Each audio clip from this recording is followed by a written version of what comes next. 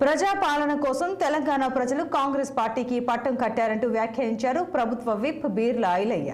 రాబోయే రోజుల్లో బీఆర్ఎస్ పార్టీని బీజేపీలో కలపడం తప్ప చేసేదేమీ లేదంటూ ఎద్దేవా చేశారు. హరీష్ రావు గతంలో ప్రజలను మోసం చేసినట్లు చేస్తే ఊరుకునే ప్రసక్తే లేదన్నారు.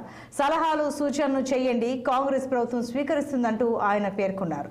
గెలిచిన 100 రోజుల్లోనే 30,000 ఉద్యోగాలు ఇచ్చి డిఎస్సి నోటిఫికేషన్, గ్రూప్స్ నోటిఫికేషన్ ఇచ్చిన ఘనత కాంగ్రెస్ ప్రభుత్వానికి దక్కుతుందన్నారు. లేకుండా ప్రజాస్వామ్యం విలువ లేకుండా కోర్టులంటే విలువ లేకుండా ఇలా ఎల్ నరసింహారెడ్డి గారిని కమిషన్ను తప్పుకోమనడం ఒక ప్రధాన న్యాయమూర్తి జస్టిస్ హైకోర్టు జస్టిస్ ప్రధాన న్యాయమూర్తిగా పనిచేసినటువంటి ఎల్ నరసింహారెడ్డి గారిని తప్పుకోమనడంలోనే మీ అవివేకం, మీ తప్పు, మీ డొల్లతనం బయట పట్టింది. కాబట్టి తెలంగాణ ప్రజలు ఇంకా గమనిస్తున్నారు. రాబోయే రోజుల్లో మీ పార్టీని బీజేపీలో మెర్జ్ చేయడానికే తప్ప మీరు మళ్ళీ తెలంగాణ ప్రజలు ఉద్ధరించేది లేదు.